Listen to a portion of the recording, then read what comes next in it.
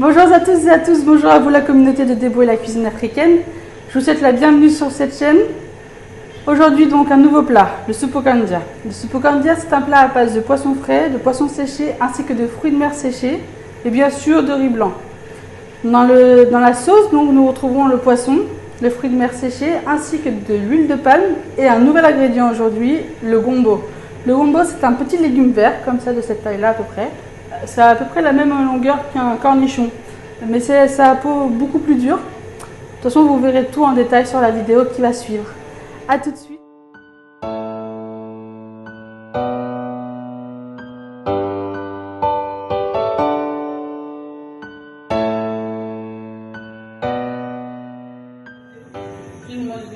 Donc là, pour le début, donc nous avons mis donc, de l'eau dans une casserole à chauffer. Et donc là, nous allons mettre donc, le poisson qui commence à cuire pour qu'il cuise. Donc bien le mettre quand l'eau est chaude. Donc là, ce que nous allons rajouter dans l'eau avec le poisson, alors ce sera des morceaux de poisson séchés. Donc ceci, ici nous l'avons c'est comment déjà le gage.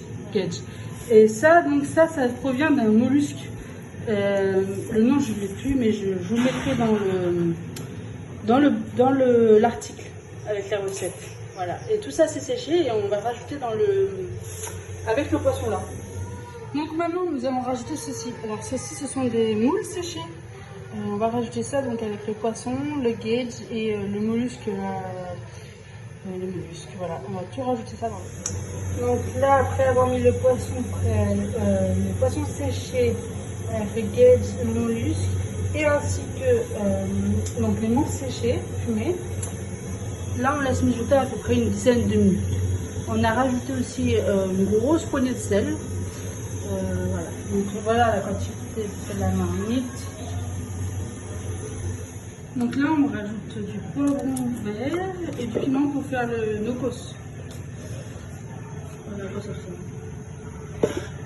Nous avons pilé le poivron vert et le piment. Et maintenant nous avons pilé donc ça s'appelle de l'oignon vert. Voilà. Donc je vais vous montrer comment on pile ici. C'est physique. Voilà, bien écraser avec de la force.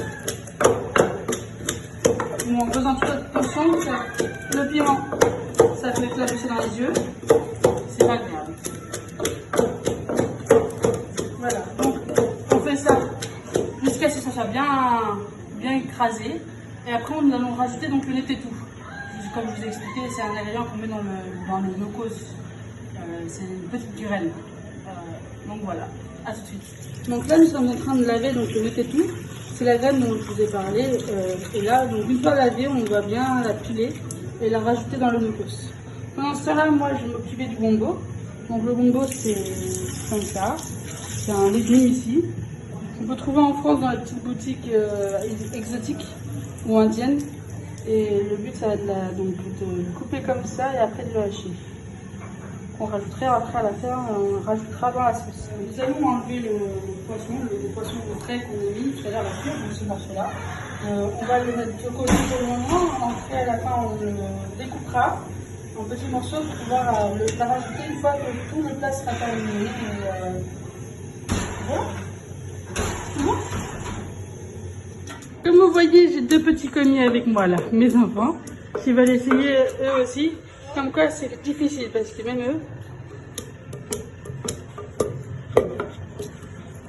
Voilà ce que ça fait en fait à la fin. Oh la tétine. Allez, fort. C'est dur Abdoulaye?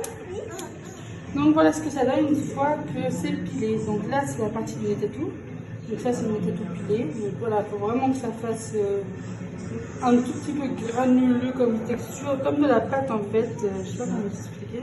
Et donc là c'est le poivron le piment vert et l'oignon vert. Voilà ce que ça doit donner en texture à la fin.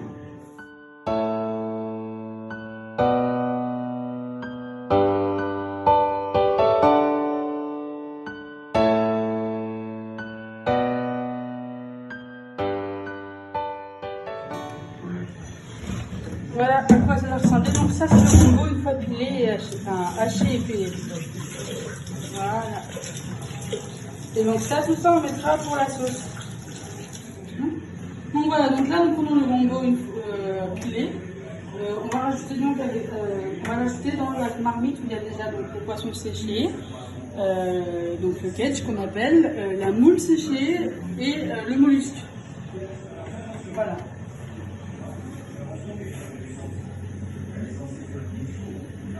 Bon, je vous avoue, la texture n'est pas top, hein, c'est un peu désagréable. Mais c'est très très bon. Et c'est très bon pour la santé, c'est riche en fibres, le gombo.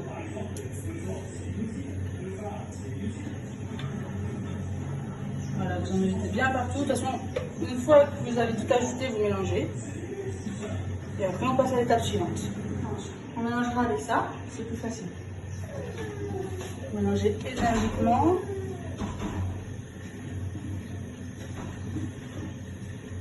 Il faut vraiment que ça fasse un mélange homogène.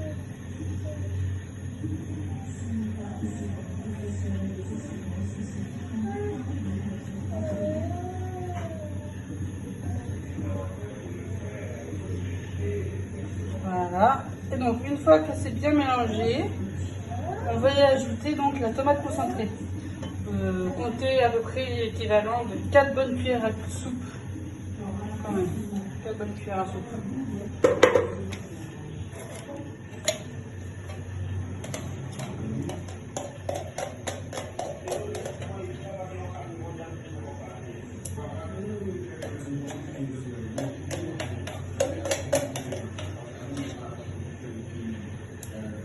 Si vous aimez ça. Après, nous là, on n'en met que 2 parce que 2 c'est suffisant. Et sinon, après, si vous avez trop le goût de la tomate. Mais bon, pour ceux qui aiment, moi je sais qu'en France, on mettait 3 ou 4 bonnes cuillères à soupe.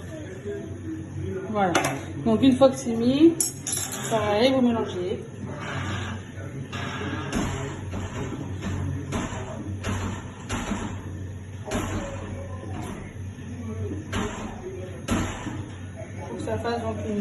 Donc une fois que ça, vous laissez mijoter donc 10 minutes, que vous avez mis le gombo, 10 minutes passées, donc on va mettre le no-cause, donc la partie unité tout avec le poivron vert, le piment vert et l'oignon vert. On va mélanger le tout.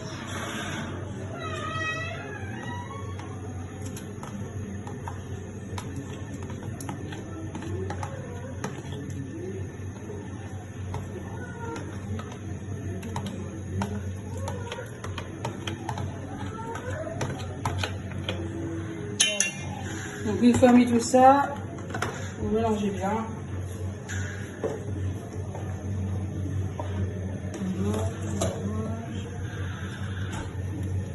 Il faut que ça donne cette couleur-là à peu près.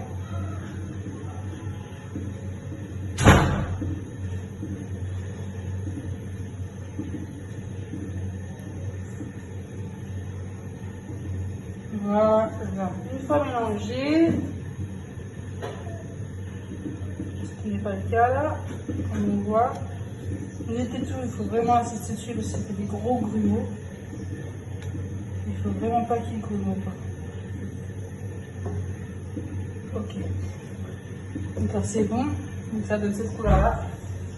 Une fois ceci fait, on va ajouter ceci. C'est du poisson fumé.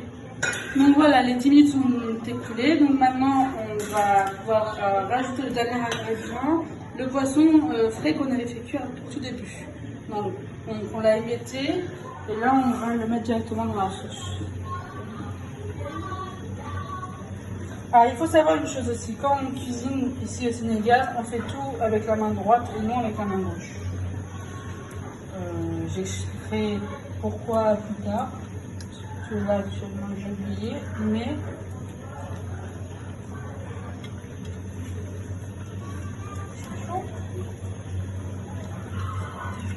j'en ai piqué un morceau de gâchis.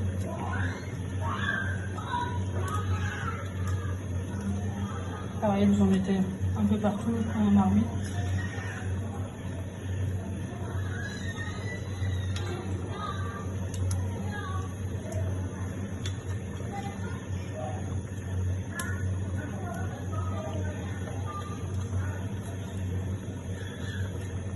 Et voilà. bien. Après on mélange.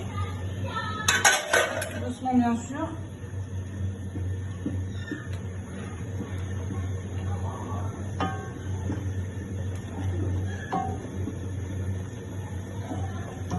Voilà. Et on laisse. Voilà.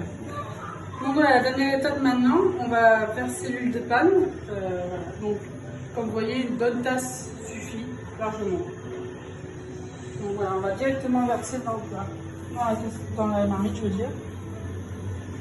Voilà, faites en sorte de bien déverser. En sorte. Voilà. Et là, on mélanger.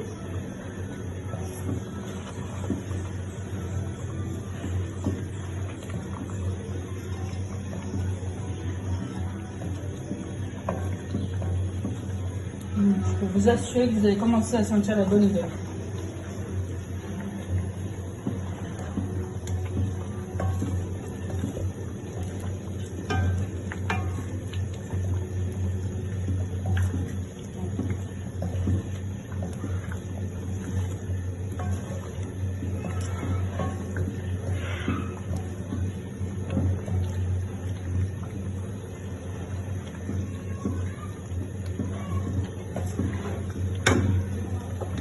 Vous rappelez bien au fond parce que ça a tendance à vouloir accrocher. Voilà. Là, on va mettre là dans le... Donc on va mettre le riz dans le plat.